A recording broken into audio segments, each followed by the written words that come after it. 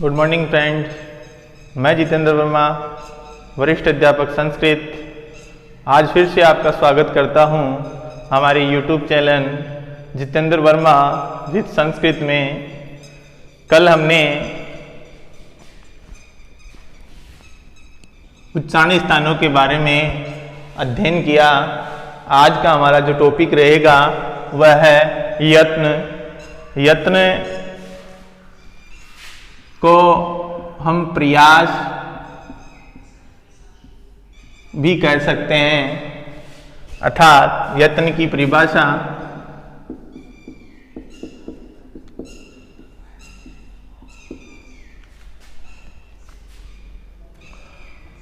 वर्णों की उत्पत्ति में किए जाने वाले आंतरिक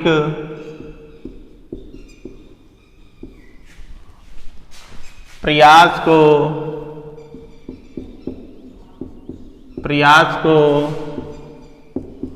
यत्न कहा जाता है। अर्थात वर्णों की उत्पत्ति में किए जाने वाले आंतरिक प्रयास को क्या कहा जाता है? यत्न कहा जाता है। और इन यत्नों का जो ज्ञान है वह सामान्य मनुष्य को नहीं हो सकता, इसलिए इनको अनुभूति रहित प्रयास भी कहा जाता है। इसलिए इनको क्या कहा जाता है? अनुभूति रहित प्रयास भी कहा जाता है। इनको अनुभूति रहित प्रयास इसलिए कहा जाता है क्योंकि इनका ज्ञान है ना वो सामान्य मनुष्य को नहीं हो सकता है। इनका जो ज्ञान है वह केवल योगियों को अलौकिक प्रत्यक्ष के माध्यम से होता है। केवल योगियों को अलौकिक प्रत्यक्ष के माध्यम से होता है। अर्थात इनका जो ज्ञान है वो केवल किसको होगा? योगियों को होगा। और वो किसके माध्यम से? अलौकिक प्रत्यक्ष के माध्यम से होगा। अर्थात यह यत्न दो प्रकार के होते हैं। कितने प्रकार के होते हैं? दो प्रकार के होते हैं। पहला है आभ्यंतर यत्न, दूसरा है बाह्य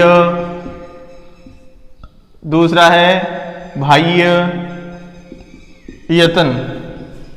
पहला कौन सा है? आभ्यंतर। और दूसरा कौन सा है? बाह्य यत्न। अर्थात हम पहले यत्न के बारे में अब विस्तार से चर्चा करेंगे। पहला है आभ्यंतर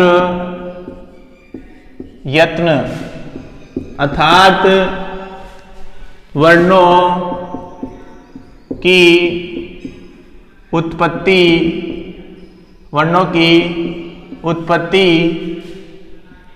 में वर्णों के उच्चारण से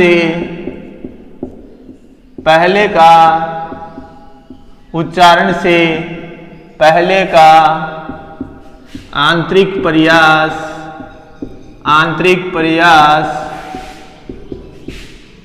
आभ्यंतर यत्न कहलाता है। आभ्यंतर यत्न कहलाता है। अर्थात क्या कहा? आभ्यंतरित किसे कहते हैं? वर्णों की उत्पत्ति में वर्णों के उच्चारण से पहले का जो आंतरिक प्रयास है वह क्या कहलाता है? आभ्यंतर यत्न कहलाता है। अर्थात वर्ण की उत्पत्ति, जैसे क वर्ण है, इस क वर्ण के पहले का, जैसे क वर्ण जब हम उच्चारित करते हैं, इसके जो पहले का जो आंतरिक प्रयास है, क वर्ण जब उच्चारित होता है उसके पहले का जो आंतरिक प्रयास है उसको क्या कहते हैं? आभ्यंतर यत्न कहा जाता है। और यत्न किसे कहा गया? यत्न कहा गया कि वर्णों की उत्पत्ति में किए जाने वाले आंतरिक प्रयास को यत्न कहते हैं। अर्थात जो पहले की मतलब वर्ण की जब भी उत्पत्ति होती है, वर्ण को जब हम उच्चारित करते हैं तो उसका जो आंतरिक प्रयास, जब उसको बोलने से पहले जो प्रयास करते हैं उसको ही क्या कहा जाता है? यत्न कहा जाता है। इसलिए यत्न को हम क्या कह सकते हैं? प्रयास भी कह सकते हैं। पहले का आंतरिक प्रयास सबसे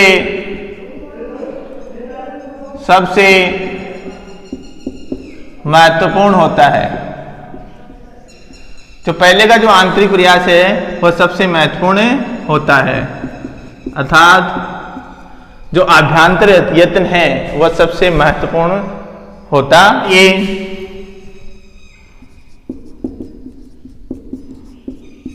आभ्यंतर यत्न को प्रयत्न या प्रयत्नम तनम भी कहा जाता है। इस प्रकार आभ्यंतर यत्न को क्या कहते हैं? प्रयत्न या प्रयत्नम भी कहा जाता है। अर्थात पहले का जो आंतरिक प्रयास है वह सबसे महत्वपूर्ण होता है। जब वर्णों की उत्पत्ति होती है उसमें पहले का जो आंतरिक प्रयास होता है वर्णों के उच्चारण में, वह पहले का आंतरिक प्रयास ही क्या होता है? सबसे महत्वपूर्ण होता है। इसलिए जो आभ्यंतर यत्न है वह सबसे महत्वपूर्ण है। वृद्ध राज की लघु सिद्धांत कौमुदी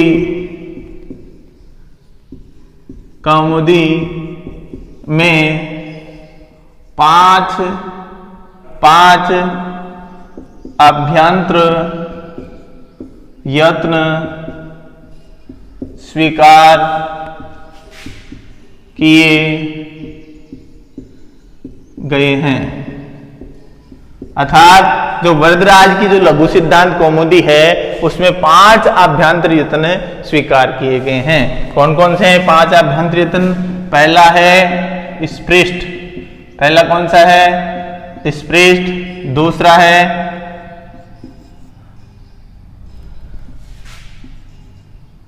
ईसत। ईसत स्पृष्ट। तीसरा है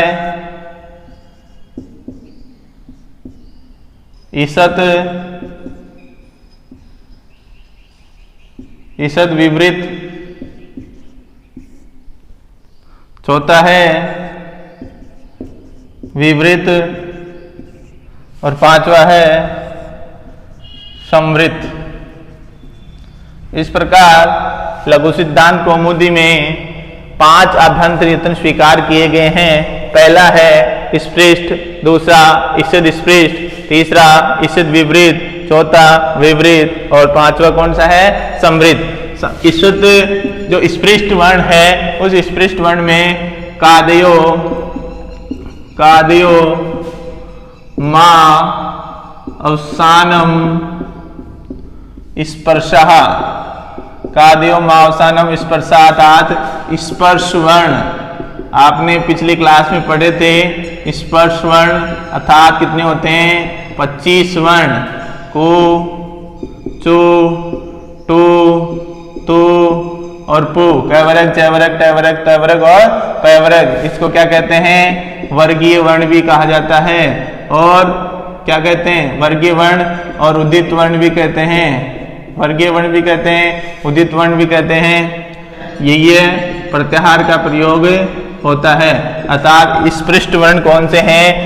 कैसे लेकर मैं पर्यंत, अर्थात कैसे लेकर मैं पर्यंत स्पर्श वर्ण सभी स्पर्श वर्ण स्पृष्ट वर्ण कहलाते हैं। दूसरी बात करते हैं इसिद स्पृष्ट की। इसिद पृष्ठ में अंतस्थ वर्ण आते हैं। कौन से वर्ण आते हैं? अंतस्थ वर्ण आते हैं। अंतस्थ वर्णों की संख्या कितनी होती है? य, व, र और ल, अर्थात अंतस्थ वर्णों की संख्या कितनी होती है? 4 होती है। अंतस्थ वर्ण इसिद स्पृष्ट वर्ण कहलाते हैं। इसिद विपरीत, इसिद विपरीत में ऊष्म वर्ण आते हैं। कौन से वर्ण आते हैं? ऊष्म वर्ण आते हैं। ऊष्म वर्णों की संख्या कितनी होती है? 4 होती है। पहला होता है तालव्यस्य, दूसरा होता है मूर्धन्यस्य, तीसरा होता है दंतेश्य और फिर होता है। इस प्रकार इसिद विपरीत शब्द वर्ण कौन से हैं? श, श, श और है। अब बात आती है विपरीत की। विपरीत अर्थात अच् वर्ण, अर्थात अच् वर्ण अर्थात संपूर्ण स्वर, संपूर्ण स्वर क्या कहलाते हैं? विपरीत कहलाते हैं। और स्वरों की संख्या कितनी होती है? 9 होती है। संपूर्ण जो स्वर हैं वह क्या कहलाते हैं? अच कहलाते हैं। और समृद्ध, और समृद्ध क्या ए लौकिक प्रयोग में, अर्थात लौकिक प्रयोग में जो ए होगा वह क्या कहलाएगा? समृद्ध कहलाएगा। क्या कहलाएगा? समृद्ध कहलाएगा। इस प्रकार वृद्धराज की लघु सिद्धांत कौमुदी में 5 आभ्यंतर तंत्र स्वीकार किए गए। स्पृष्ट, इसिद स्पृष्ट, इसिद विपरीत, विपरीत और समृद्ध। स्पृष्ट में आ गए काद्यम अवसाना स्पर्शः, स्पर्श वर्ण 25, कुछ ऋतु भी बोलते हैं, वर्गीय वर्ण भी बोलते हैं, उदित वर्ण भी बोलते हैं और ये प्रत्याहार के माध्यम से इसको स्वीकार किया जाता है। इसिद विपरीत में अंतस्थ वर्ण होते हैं। अंतस्थ वर्णों की संख्या 4 होती है। हमने पिछली क्लास में पढ़ा था य, व, र, ल और य, व, र, ल के लिए यण प्रत्याहार का प्रयोग किया जाता है। फिर बात करते हैं इसिद विपरीत की। इसिद विपरीत में ऊष्म वर्ण आते हैं। ऊष्म वर्ण के लिए श, स, स, है होते हैं और ऊष्म वर्ण के लिए सल प्रत्याहार का प्रयोग किया जाता है। बात करते हैं विपरीत की। विपरीत के अंदर संपूर्ण स्वर आ जाते हैं। संपूर्ण स्वर के लिए अच प्रत्याहार का प्रयोग किया जाता है और अच प्रत्याहार में 9 स्वर आते हैं। और फिर बात करते हैं समृद्ध की। अ और अ जो वर्ण है वह लौकिक प्रयोग में अ क्या कहलाएगा? समृद्ध कहलाएगा। अब बात करते हैं इस अ के भेद के बारे में। के भेद देखिए, अ के भेद क्या हो गए? स्वरों के अंदर विपरीत वर्णों में भी अ होता है और समृद्ध में भी अ हुआ, अर्थात विपरीत और समृद्ध 2 भेद हो गए। अ के 2 भेद हो गए। अ विपरीत भी होता है और अ समृद्ध भी होता है। अब कहाँ पे कौन सा विपरीत होगा और कहाँ पे कौन सा समृद्ध होता है? वी का मतलब व्याकरण, वी का मतलब व्याकरण की प्रक्रिया में, व्याकरण की प्रक्रिया में। और समृद्ध में क्या होगा? समृद्ध मतलब संसार, संसार में प्रयोग या लौकिक, लोक में प्रयोग, लोक में प्रयोग क्या होगा? समृद्ध होगा। और व्याकरण में क्या होगा? विपरीत होगा।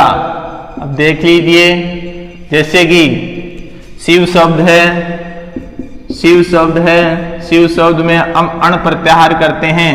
कौन सा प्रत्याहार करते हैं? अण प्रत्याहार करते हैं। तो जो ये अ प्रत्यय वाला जो अ है वो क्या कहलाएगा? क्या कहलाएगा? विपरीत कहलाएगा।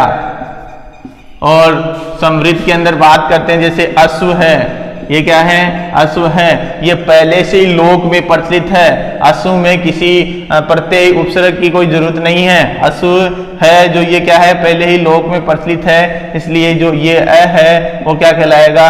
समृद्ध कहलाएगा। इस प्रकार अ के 2 भेद होते हैं, विपरीत और समृद्ध। ये जो ऋस्व अ को छोड़कर, किसको? ऋस्व अ को छोड़कर अन्य स्वरों, अन्य स्वरों के आभ्यंतर यत्न, आभ्यंतर यत्न विपरीत ही होगा। क्या होगा? विपरीत ही होगा। अर्थात ऋसु अ को छोड़कर जो अन्य स्वर बचे हैं उन सब का, चाहे वो ऋसु हो, चाहे दीर्घ हो, चाहे लौकिक में प्रयोग हो, चाहे व्याकरण में प्रयोग हो, परंतु उसका सभी का जो आभ्यंतर यत्न है वो विपरीत ही होगा। भट्टो जी, दीक्षित कि व्याकरण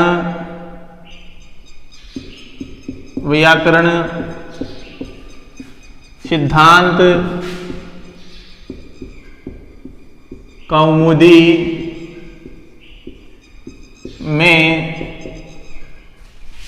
कौमुदी में स्वर और ऊष्म वर्णों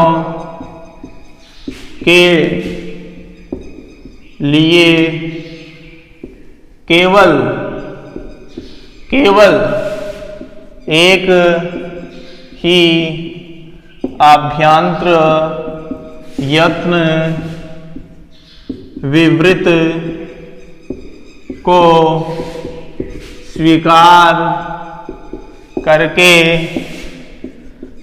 को स्वीकार करके चार आभ्यंतर यत्न मान्य हैं। अर्थात आपसे पूछे कि भट्टोजी दीक्षित की व्याकरण के अनुसार, भट्टोजी दीक्षित की व्याकरण सिद्धांत कौमुदी के अनुसार यत्नों की संख्या, आभ्यंतर यत्नों की संख्या कितनी होती है, तो क्या बतानी है? 4 बतानी है। तो इसमें जो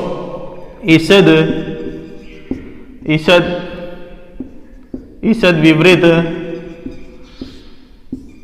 जो आभ्यंतर यत्न था उसको स्वीकार नहीं किया।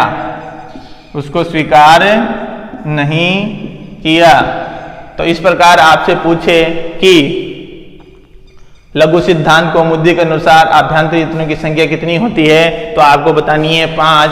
और भट्टोजी दीक्षित के अनुसार आपसे पूछे कि यत्नों की, आभ्यंतर यत्नों की संख्या कितनी होती है, तो बतानी है 4। व्याकरण सिद्धांत कौमुदी के अनुसार पूछे तो कितनी बतानी है? 4। लघु सिद्धांत कौमुदी के अनुसार पूछे तो आभ्यंतर यत्नों की संख्या बतानी है 5। वरदराज के अनुसार पूछे तो क्या बतानी है? 5 बतानी है आभ्यंतर यत्नों की। सवर्णता के प्रसंग में उच्चारण स्थान व आभ्यंतर यत्नों का प्रयोग किया जाता है। अर्थात सवर्णता के प्रसंग में उच्चारण स्थान व आभ्यंतर यत्नों का प्रयोग किया जाता है। लेकिन जब उच्चारण स्थान व आभ्यंतर यत्न के आधार पर सवर्णता का निर्धारण नहीं हो पाता तब बाह्य यत्नों का प्रयोग किया जाता है। किन यत्नों का प्रयोग किया जाता है? बाह्य यत्नों का प्रयोग किया जाता है। और सवर्णता के प्रसंग में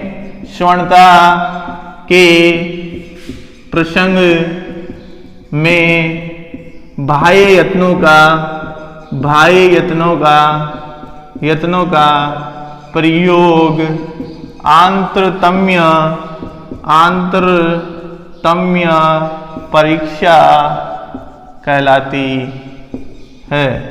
आंतरतम्य परीक्षा कहलाती है। इस प्रकार क्या होता है कि सवर्णता के प्रसंग में उच्चारण स्थान व आभ्यंतर यत्नों का प्रयोग किया जाता है। लेकिन जब उच्चारण स्थान व आभ्यंतर यत्नों के आधार पर सवर्णता का निर्धारण नहीं हो पाता है तब क्या करते हैं? बाह्य यत्नों का प्रयोग किया जाता है। और सवर्णता के इस प्रसंग में बाह्य यत्नों के प्रयोग को आंतरतम्य परीक्षा कहा जाता है। क्या कहा जाता है? आंतरतम्य परीक्षा कहा जाता है। पूछ लिया जाए कि आंतरतम्य परीक्षा किसे कहते हैं, तो समानता के प्रसंग में बाह्य यत्नों का प्रयोग करना ही आंतरतम्य परीक्षा कहलाती है। अब बात करते हैं बाह्य यत्नों की, आगे चलते हैं। बाह्य यत्न,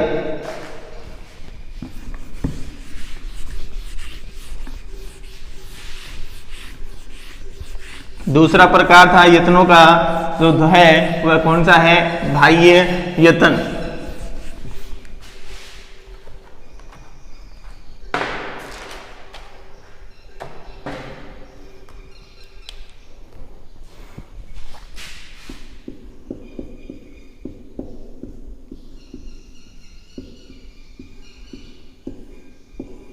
बाह्य यत्न वर्णों की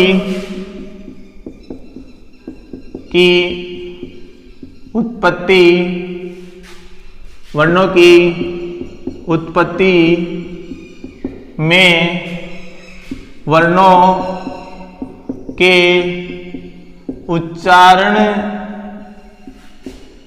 के बाद का, उच्चारण के बाद का जो आंतरिक प्रयास है, कौन सा आंतरिक प्रयास है, वह क्या कहलाता है, बाह्य यत्न कहलाता है। क्या कहलाता है, बाह्य यत्न कहलाता है।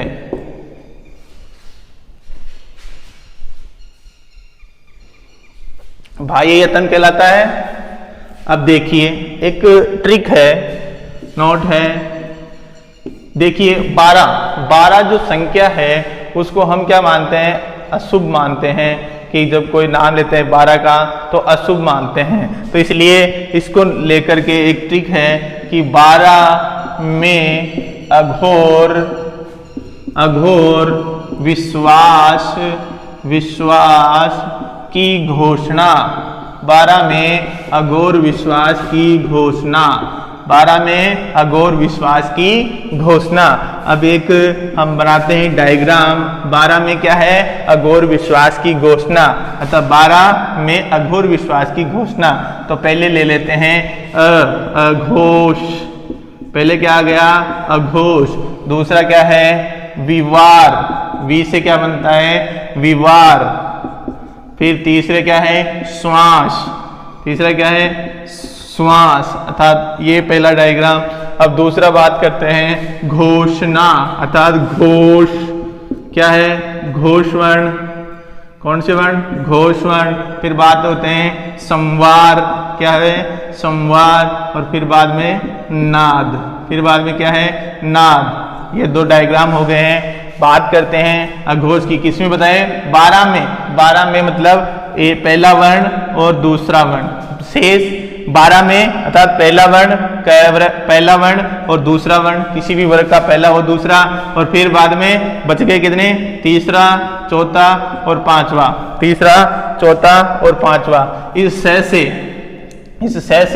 स्वर्ण, तीनों जो स है वह श और स, ये तो तीनों सकार है, वह तीनों सकार है। इनका उच्चारण क्या होगा, इनका बाह्य यत्न क्या होगा, श का बाह्य यत्न अघोष विवार समास, इस श का अघोष विवार समास, इस पहले वर्ण का अघोर विवाह समास। उसी प्रकार तीसरे का, चौथे का, पांचवे क्या होगा, घोष, संवार और नाद। अब बात करते हैं अंतस्थ वर्ण। जो अंतस्थ वर्ण है वह किस में आ जाएंगे, इसमें आ जाएंगे, है भी इसमें शामिल हो जाएगा, है, य, व, र और ल, ये जो सारे वर्ण हैं वो किस में आ गए, घोष, संवार और नाद में आ गए हैं। अब बात करते हैं, देखिए जहाँ से होता है वहाँ पे क्या होता है, विसर्ग होता है। जहाँ पे से होता है वहाँ पे विसर्ग होता है, और जहाँ पे विसर्ग होता है वहाँ पे अर्ध विसर्ग होता है। जहाँ पे विसर्ग होता है वहाँ पे क्या होता है, अर्ध विसर्ग होता है, और अर्ध विसर्ग होता है और 1 और 2 के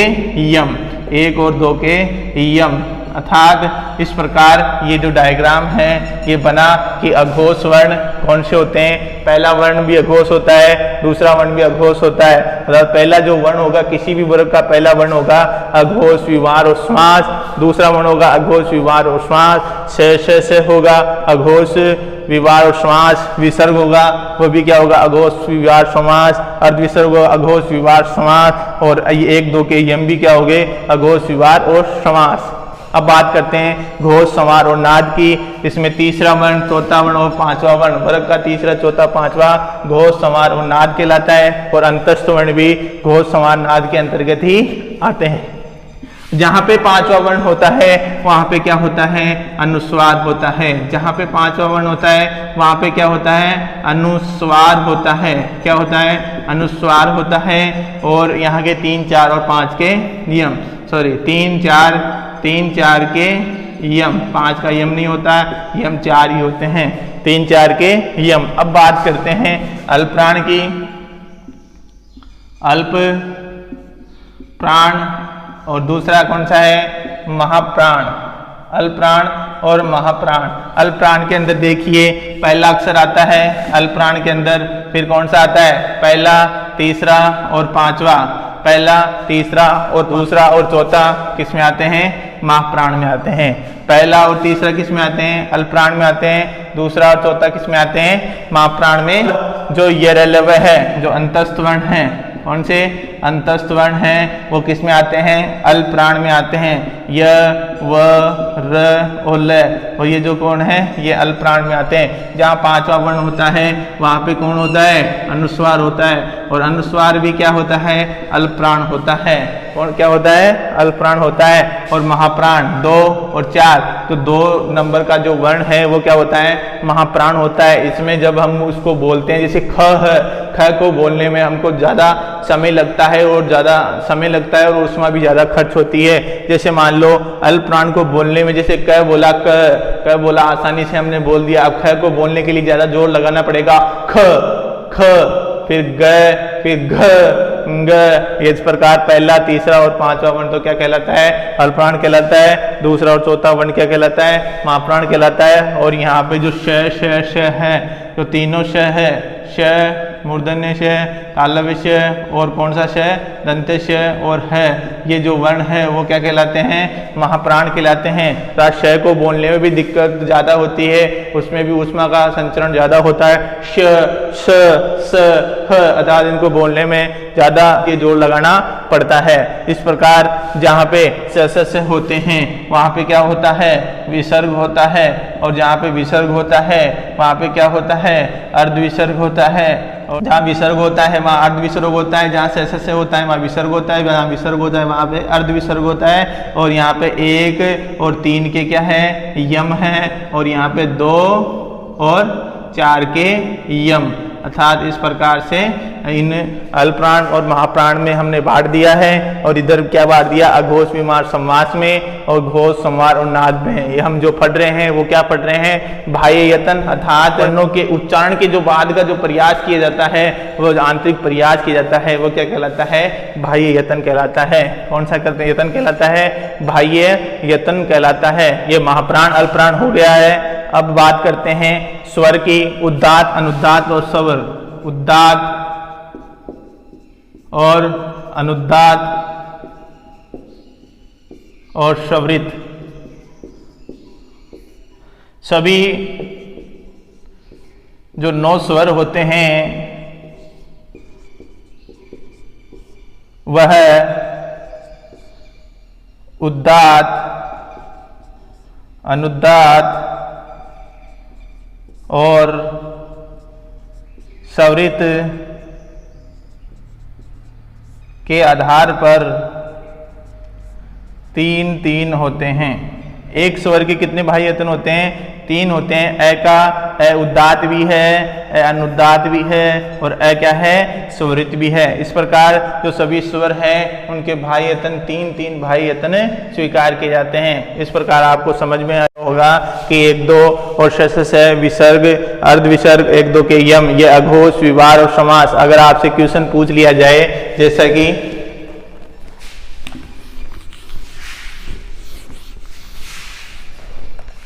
जैसे पूछ ले ख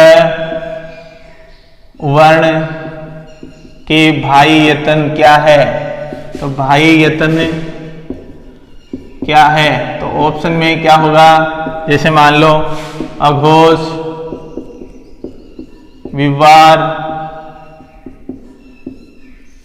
नाद, फिर अघोष, संवार और नाद। तीसरा अघोष, विवार और श्वास, फिर अघोष, घोष, विवार और श्वास।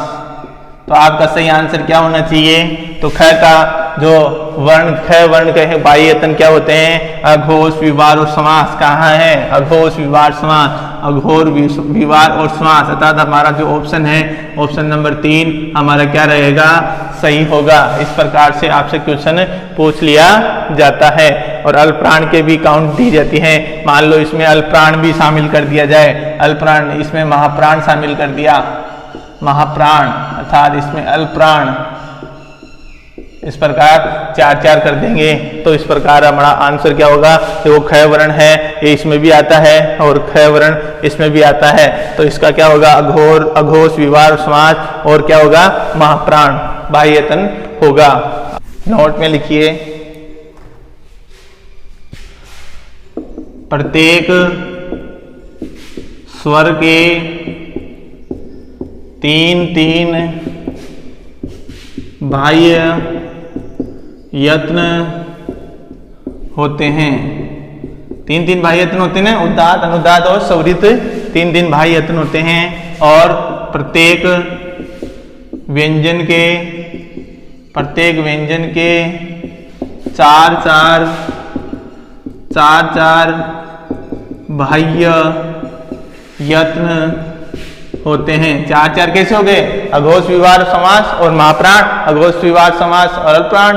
अघोष, अगर आपसे पूछे कि यत्न कितने होते हैं, तो प्रत्येक जो स्वर होता है, प्रत्येक स्वर के 4-4 यत्न होते हैं। कितने यत्न होते हैं? 4-4 यत्न होते हैं। अब यत्न 4 कैसे हो गए? यहाँ था बाह्य यतन, यहाँ बाह्य यतन, यहाँ क्या है? यत्न, अर्थात आभ्यंतर यत्न भी काउंट हो जाएगा। अर्थात स्वरों का जो यत्न होता है वो विपरीत भी होता है। 3 तो इधर हो गए, उदात्त, अनुदात्त और स्वरित, और उधर हो गया विपरीत। इस प्रकार 4-4 हो गए। और प्रत्येक व्यंजन के कितने हो जाएंगे?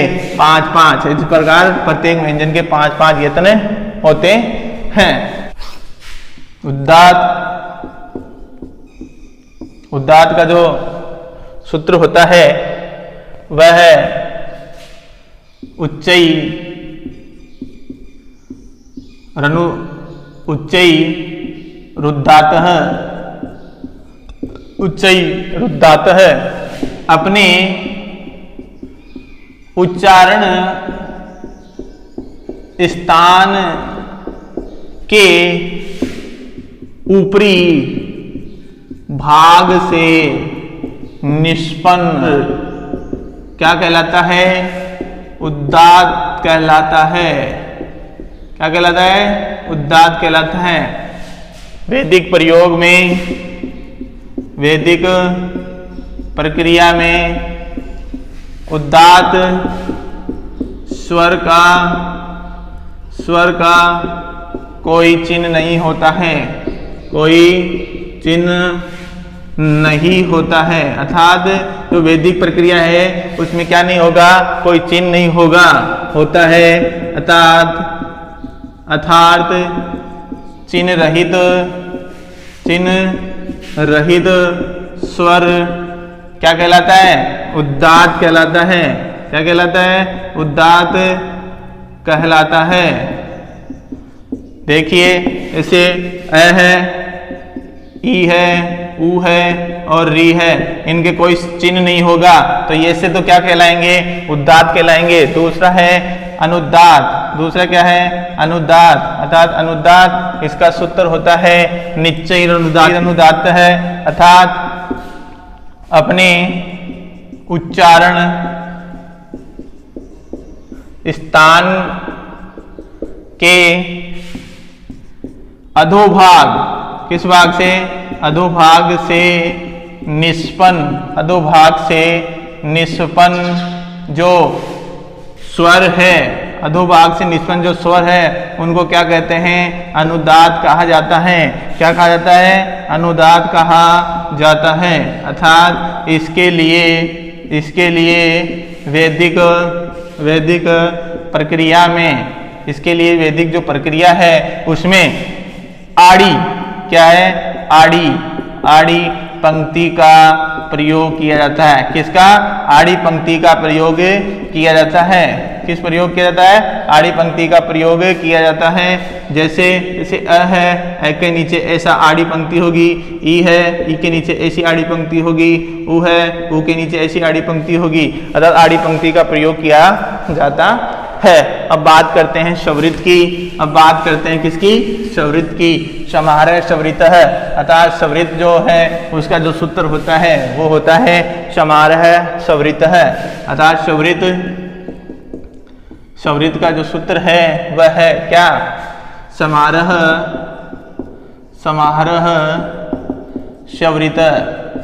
शवरितः। अर्थात इसका मतलब क्या होता है कि अपने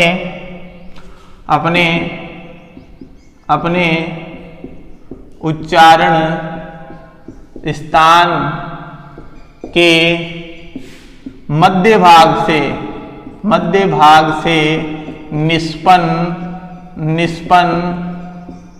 स्वर क्या कहलाता है? स्वरित कहलाता है। मध्य भाग से जो निष्पन्न स्वर क्या कहलाता है? स्वरित कहलाता है। क्या कहलाता है? स्वरित कहलाता है। अर्थात देखो मध्य भाग से, जैसे मान लो क का हम उच्चारण करते हैं, जो ऊपरी भाग है उसको तो हमने कहा उद्दात।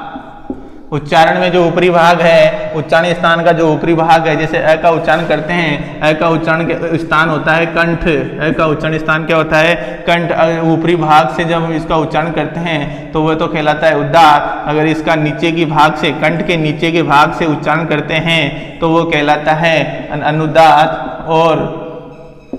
और दोनों अर्थात उद्दात और अनुदात का जो मिश्रण होता है, उद्दात व अनुदात का जो मिश्रण होता है उसको हम क्या कहते हैं? स्वरित कहते हैं। अनुदात और उद्दात का जो मिश्रण होता है उसको क्या कहा जाता है? स्वरित कहा जाता है। इस प्रकार से उद्दात, अनुदात और स्वरित के भेद से स्वरों के भेद 3-3 हो जाते हैं। अर्थात भाई यतन 3-3 होते हैं, उद्दात, अनुदात और स्वरित। और स्वरित के लिए वैदिक प्रयोग में, किस प्रयोग में? वैदिक प्रयोग में क्या होता है? जो स्वर होता है उस स्वर के ऊपर क्या होती है? स्वर के ऊपर क्या होती है? खड़ी पंक्ति होती है। स्वर के ऊपर क्या होती है? खड़ी पंक्ति होती है। अर्थात जैसे मान लो अ का है, अ के ऊपर क्या है? अ के ऊपर ऐसी खड़ी पंक्ति होगी, और आ के ऊपर ऐसी खड़ी पंक्ति होगी, ए के ऊपर ऐसी खड़ी पंक्ति होगी, आई के ऊपर ऐसी खड़ी पंक्ति होगी। इस प्रकार जहाँ पे खड़ी पंक्ति होती है वहाँ पे स्वरित होता है। एक उदाहरण देता हूँ। जैसे मान लो मैंने लिखा जितेंद्र। क्या लिखा? जितेंद्र। जी के नीचे मैंने लगा दिया, फिर इधर लगा दिया और इधर कोई चिन्ह नहीं है। अर्थात जो ई है, जो क्या है? ई है, वह क्या कहलाएगा? जो ई है वो क्या कहलाएगा? अनुदात कहलाएगा। क्या कहलाएगा? अनुदात कहलाएगा। क्योंकि अनुदात क्या है? स्वर के नीचे क्या है? आड़ी पंक्ति है। और जो ए है क्या है? ए, ये ए क्या कहलाएगा? ए स्वरित कहलाएगा। क्या कहलाएगा? स्वरित कहलाएगा। और ए में क्या है? कुछ भी नहीं है, कोई भी चिन्ह नहीं है, इसलिए ये जो ए है वह उद्दात कहलाएगा। आज के कालांश में बस इतना ही है। लाइक, शेयर और सब्सक्राइब जरूर कीजिएगा। धन्यवाद।